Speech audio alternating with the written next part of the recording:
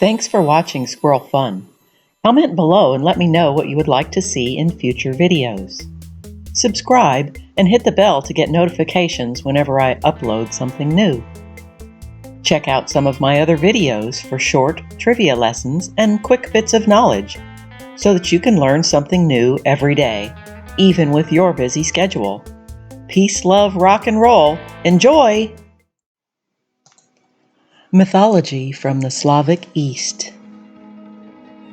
The Slavs entered history in the 5th and 6th centuries CE, moving westward from the lands north of the Black Sea and settling in Eastern Europe and the Balkan Peninsula.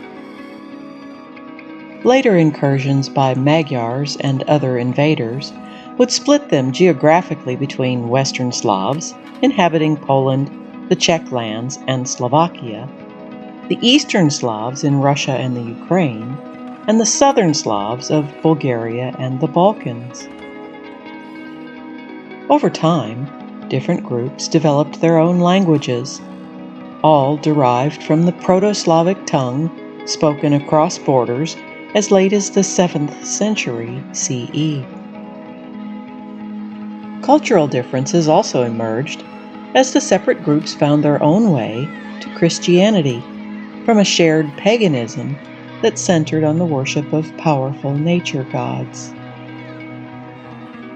The Eastern Slavs of Kievan Russia were converted by the Byzantine missionaries Cyril and Methodius, who won them over to the Orthodox version of the faith and also endowed them with the Cyrillic script used in Russia to this day. The Western Slavs, in contrast, adopted Roman Catholicism. As for the Southern Slavs, they split between the two, with Bulgarians, Serbs, and Macedonians settling for Orthodoxy, and the Croats and Slovenes choosing Catholicism, thereby implanting cultural differences that still continue to echo today. The old pagan beliefs, however, lived on, although hidden under a Christian veneer. Russian folklorists who studied the phenomenon in the 19th century coined the word devolvery, meaning dual faith, to describe the way in which the two traditions intermingled.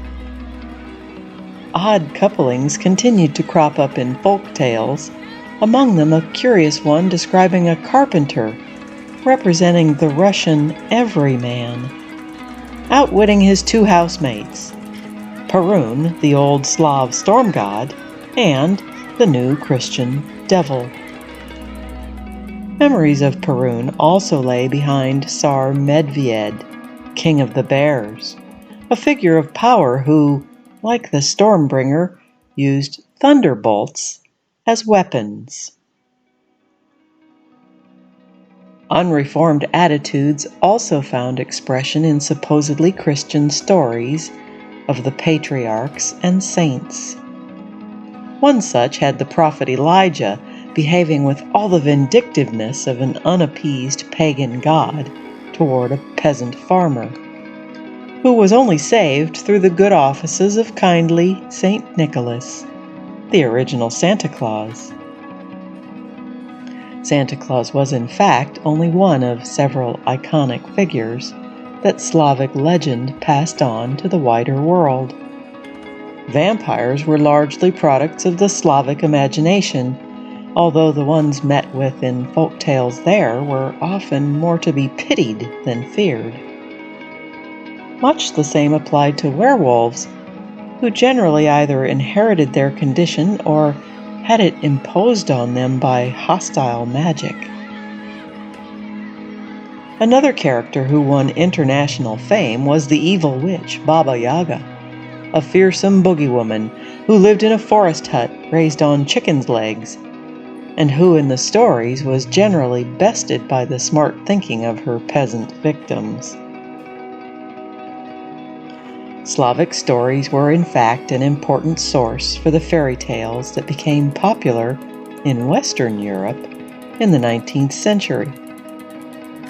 Familiar elements from Jack and the Beanstalk crop up in the tale of the fox physician, although the Slav version has an ending that would be too grotesque for the average audience today.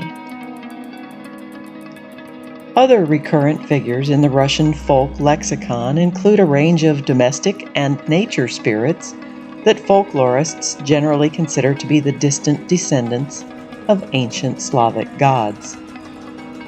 The household sprites, known as domovoi, had their equivalents in Britain's bogarts, Sweden's tomte, and German's kobolds. Generally benevolent in their attitude toward the humans who shared their homes, they could turn hostile if treated thoughtlessly.